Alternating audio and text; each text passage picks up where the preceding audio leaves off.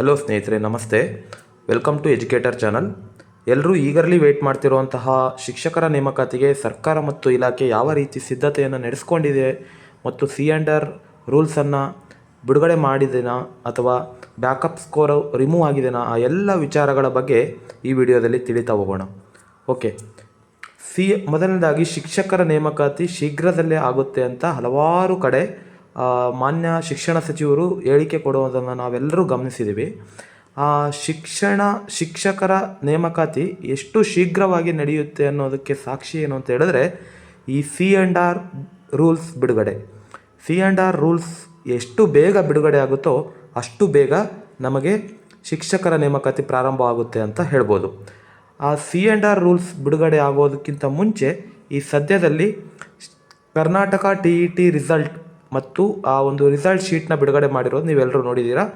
ಅದರ ಜೊತೆಗೆ ಸರ್ಕ್ಯುಲರನ್ನು ಬಿಡುಗಡೆ ಮಾಡಿರುವಂಥದ್ದು. ಏನು ಸರ್ಕ್ಯುಲರ್ ಅಂತ ಹೇಳಿದ್ರೆ ನೋಡ್ಬೋದು ನೀವಿಲ್ಲಿ, TET ಅರ್ಹತಾ ಪರೀಕ್ಷೆಯ ಪ್ರಮಾಣ ಪತ್ರದಲ್ಲಿ ತಿದ್ದುಪಡಿಯ ಮಾಡೋ ಬಗ್ಗೆ. ನೀವು ಏನೇ ಆದರೂ TET ಮಾರ್ಕ್ಸ್ ಕಾರ್ಡಲ್ಲಿ ನಿಮಗೆ ಏನಾದರೂ ಕರೆಕ್ಷನ್ಸ್ ಇದ್ದರೆ ತಂದೆ ತಾಯಿ ಹೆಸರು, ನಿಮ್ಮ ಹೆಸರು ಮತ್ತು ತಾರೀಕು, ಹುಟ್ಟಿದ ದಿನಾಂಕ, ಈ ರೀತಿ ಯಾವುದೇ ರೀತಿಯ ತೊಂದರೆಗಳಿದ್ದರೂ ಕೂಡ ತಿದ್ದುಪಡಿ ಮಾಡಿಕೊಳ್ಳೋದಕ್ಕೆ ಅವರು ಸಮಯವನ್ನು ನೀಡಿರ್ತಕ್ಕಂಥದ್ದು. ಆ ತಿದ್ದುಪಡಿ ಮಾಡಲಿಕ್ಕೆ DDಯನ್ನು ಕೂಡ ನಿಗದಿಪಡಿಸಿರುವಂಥದ್ದು. ಅದಕ್ಕೆ 1 ವಾರವನ್ನು ಮಾತ್ರ ಅವರು ಸಮಯವನ್ನು ನಿಗದಿಪಡಿಸಿದ್ದಾರೆ.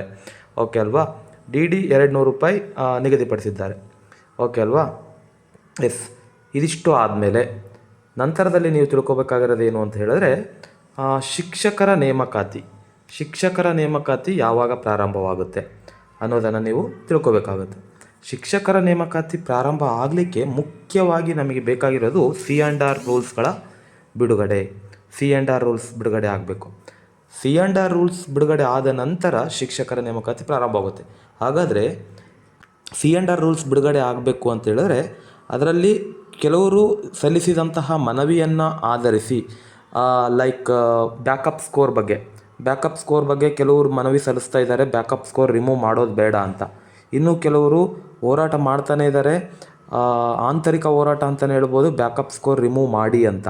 ಸೊ ಹೀಗಾಗಿ ಹಲವಾರು ವಿದ್ಯಾರ್ಥಿಗಳ ಆಸ್ಪಿರೆಂಟ್ಗಳ ಒಂದು ಮನವಿಯನ್ನು ಸ್ವೀಕರಿಸಿದಂತಹ ಇಲಾಖೆ ಆ ಬ್ಯಾಕಪ್ ಸ್ಕೋರ್ಗಳಲ್ಲಿ ಮಾಡಬಹುದಾದಂತಹ ಆಲ್ಟ್ರೇಷನ್ಸ್, ತಿದ್ದುಪಡಿಗಳನ್ನು ಮಾಡಿ ಅದಕ್ಕೆ ಕಮಿಟಿ ಒಪ್ಪಿಗೆ ಕೊಟ್ಟ ನಂತರ C&R ಬಿಡುಗಡೆ ಮಾಡುವುದಕ್ಕೆ ಅದು ಪ್ಲಾನ್ ಮಾಡಿಕೊಂಡಿದೆ. ಹಾಗಾದರೆ ಬ್ಯಾಕಪ್ ಸ್ಕೋರ್ ತೆಗೆದಿದ್ದಾರಾ ಅಂತ ಹೇಳಿದ್ರೆ ಬ್ಯಾಕಪ್ ಸ್ಕೋರ್ ತೆಗೆಯುವುದಕ್ಕೋಸ್ಕರನೇ ಹಲವಾರು ರೀತಿಯ ಮನವಿಗಳನ್ನು ಕೊಡ್ತಾ ಇದ್ದಾರೆ, ಆಂತರಿಕ ಮನವಿಗಳು ಕೊಡ್ತಾ ಇದ್ದಾರೆ, ಹೋರಾಟನೇ ನಡೀತಾ ಇದೆ. ಅದೇ ರೀತಿ ಇನ್ನೂ ಕೆಲವರು ಏನು ಹೇಳ್ತಿದ್ದಾರೆ, ಬ್ಯಾಕಪ್ ಸ್ಕೋರ್ ರಿಮೂವ್ ಮಾಡಬೇಡಿ ಅಂತ. ಹಾಗಾದರೆ ಈ ಎಲ್ಲ ಕರೆಕ್ಷನ್ಸ್ನ ಅದರಲ್ಲಿ ಇಂಪ್ಲಿಮೆಂಟ್ ಮಾಡಿಬಿಟ್ಟು C&R ಬಿಡುಗಡೆ ಮಾಡೋ ಒಂದು ಪ್ಲ್ಯಾನಲ್ಲಿರೋದ್ರಿಂದ C&R ರೂಲ್ಸ್ ಬಿಡೋದಕ್ಕೆ ಈ ವಾರದಲ್ಲೇ ಬಿಡುಗಡೆ ಆಗಬೇಕಾಗಿದ್ದಂತಹ C&R ರೂಲ್ಸ್ ಮತ್ತೆ 1 ವಾರ ಮುಂದಿನ ವಾರಕ್ಕೆ ಅದು ಎಕ್ಸ್ಟೆಂಡ್ ಆಗಿರುವಂಥದ್ದು. ಅದೇನೇ ಇರಲಿ, ಆದಷ್ಟು ಬೇಗ C&R ಬಿಡುಗಡೆ ಮಾಡಿ ಶಿಕ್ಷಕರ ನೇಮಕಾತಿಯನ್ನು ಶೀಘ್ರದಲ್ಲಿ ಕೊಟ್ಟ ಮಾತಿನಂತೆ ಪ್ರಾರಂಭವಾದರೆ ನಿಮ್ಮೆಲ್ಲರ ಒಂದು ಆಸೆಯಂತೆ ಶಿಕ್ಷಕರ ನೇಮಕಾತಿ ಪ್ರಾರಂಭ ಆಗುತ್ತೆ.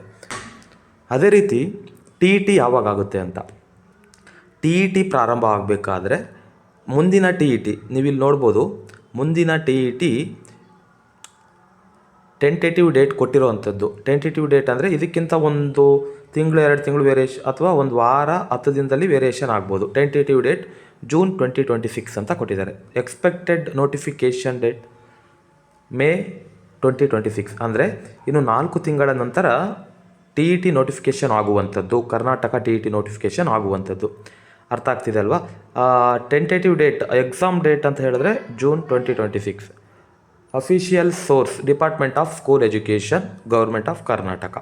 ಎಸ್, ಇದಿಷ್ಟು ನಿಮಗೆ ಕ್ಲಿಯರ್ ಆಗಿದೆ ಅಂತ ಅಂದ್ಕೊಂಡಿದ್ದೀನಿ. ಅದನ್ನು ಬಿಟ್ಟರೆ, ಇದನ್ನು ಹೊರತುಪಡಿಸಿದ್ರೆ C&R ರೂಲ್ಸ್ ಯಾವಾಗ ಬಿಡುಗಡೆ ಆಗುತ್ತೆ?